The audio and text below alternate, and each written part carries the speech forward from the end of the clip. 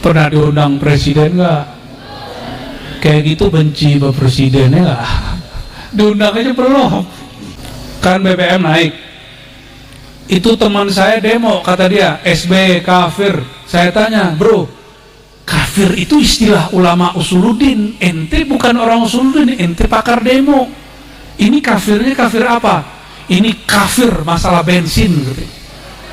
Loh, maksudnya apa? Dia naikin 500 itu kafir.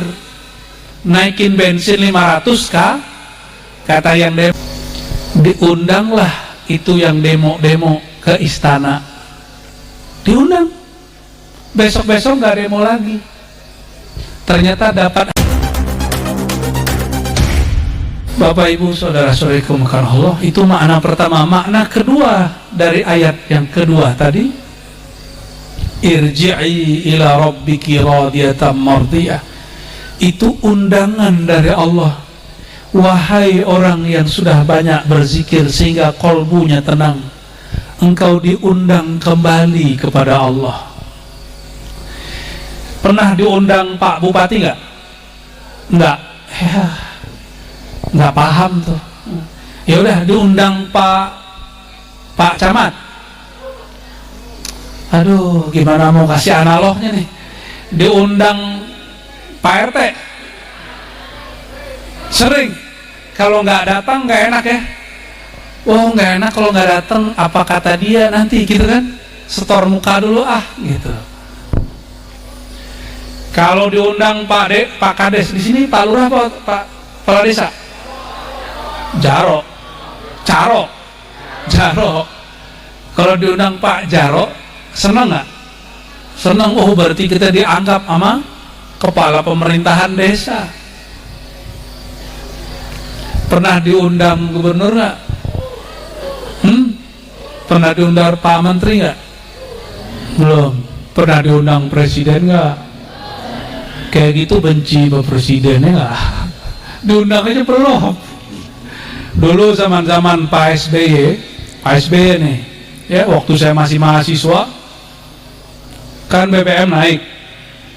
Itu teman saya demo, kata dia, SBY kafir. Saya tanya, bro, kafir itu istilah ulama usuluddin. Ente bukan orang usuluddin, ente pakar demo. Ini kafirnya kafir apa?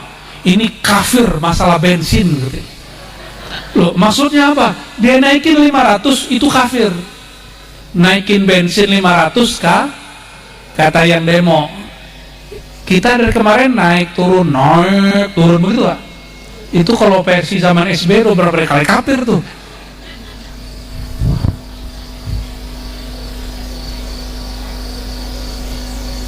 Diundanglah itu yang demo-demo ke istana.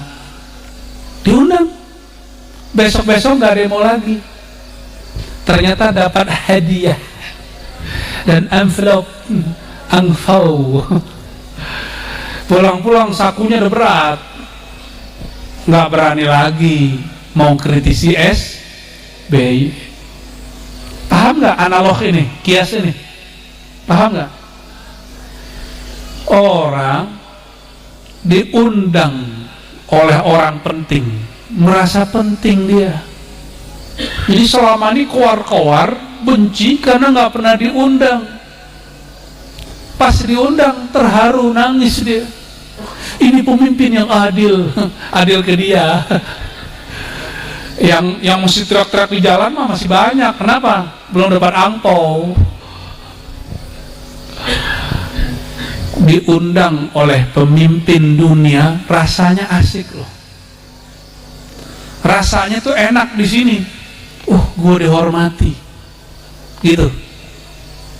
Gimana kalau yang ngundang Malikul Muluk, sang raja di raja, yang punya presiden itu, dia tuh yang undang. Kira-kira undangannya penting atau tidak? Mau datang atau tidak?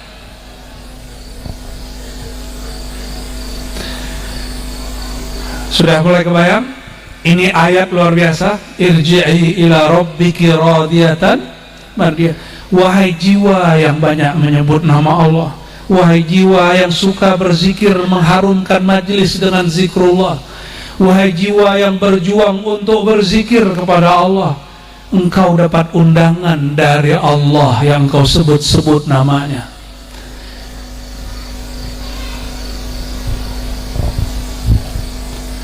Kita senang seseorang, buka Facebook, di-add sama dia, senang nggak?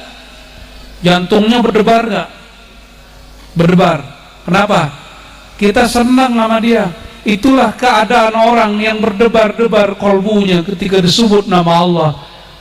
Idza dzukirallah wajilat qulubuhum, jika disebut nama Zat Sang Maha Pengasih Penyayang, jantung dia berdebar, kolbu dia berdebar. Debaran cinta itu asik apa enggak? Yang pernah jatuh cinta, pernah jatuh cinta enggak?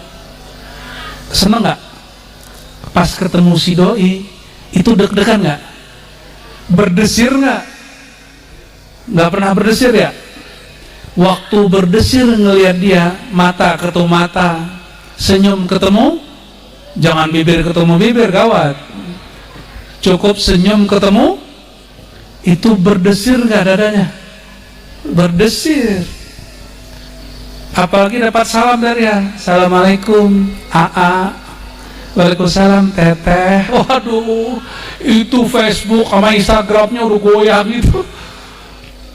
Yang goyang padahal kolbu dia. Bayangkan kalau kita kenal dia, dia kenal kita, kita berdebar, ingin ketemu dia. Tiba-tiba dia undang datang, datang nggak? Datang. Kenapa orang masih malas datang ke majelis zikir? Karena belum kenal sama yang ngundang. Oleh karena itu wajib belajar ilmu ma'rifatullah supaya zikirnya nikmat. Maka setiap majelis zikir mesti ada pengajian ma'rifatnya, supaya murid-murid tambah rindu kepada Allah yang disebut-sebut namanya. Ya. Dan saya lihat majelis ini ada majelis zikirnya, ada majelis pengajiannya, benar ya? Alhamdulillah. Ya. Mulai bedah-bedah kitab kita. Insya Allah. Ya, kalau umur saya panjang nanti ke depan kalau datang saya bawa kitabnya Syekh Abdul Qadir Jilani. Tapi belum janji ya. Insya Allah aja nih. Insya Allah. Bagian terakhir. Nah, ini bagian terakhir nih. Panjang pendek nggak tahu deh ya. Orang-orang yang sudah jiwanya tenang dengan zikir, yang sudah kenal kepada Allah, ketika diundang oleh Allah hatinya berdebar, dia rindu ingin bertemu.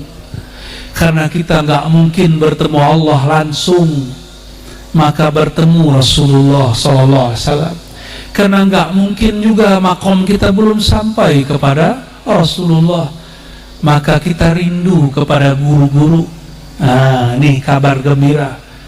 Kalau udah cinta sama Allah sama Rasul, pasti rindu sama gurunya. Benar gak yang punya guru? Yang punya mursyid, rindu gak sama gurunya kalau kita pisah? Pulang, pengen. Hari mau pengajian sama zikir itu kita tunggu-tunggu. Kenapa bisa begitu? Sebenarnya bukan rindu kepada sang kiai, tapi rindu kepada nur Allah yang ada di dalam diri kiai. Rindu kepada nur Rasulullah SAW yang ada di dalam jiwanya sang kiai.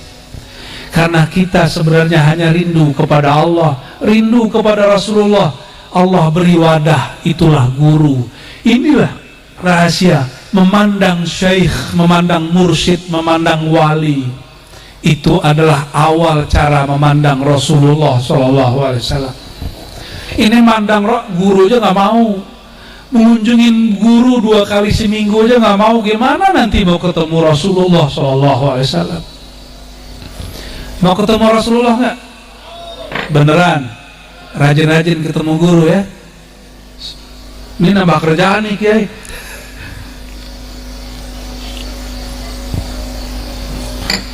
Terjawab kenapa rindu kepada guru? Karena sebenarnya kita rindu kepada Allah yang nurnya terbit dalam kolbu guru. Kita rindu kepada Rasulullah yang mana nurnya sudah melimpah dalam diri guru. Maka disebutlah dua sifat di belakangnya, radiyah, mardiyah, sebagai hal. Dengan penuh keridhaan, maka Allah pun ridho kepadamu. Ada satu kaidah, ana inda dhanni abdi, aku menurut persangkaan hambaku. Jika hambaku ridho, aku ridho. Halo, masih sama saya nggak? Masih di majelis Bazul Ashab nggak? Bener nih? Coba jangan berisik, dikit lagi ya. Apa arti ridho? Ridho artinya apa? Rela, itu mah terjemahannya. Ridho bahasa Arab, rela bahasa Indonesia. Apa arti ridho? Ikhlas, ikhlas mah di atas ridho. Beda makom.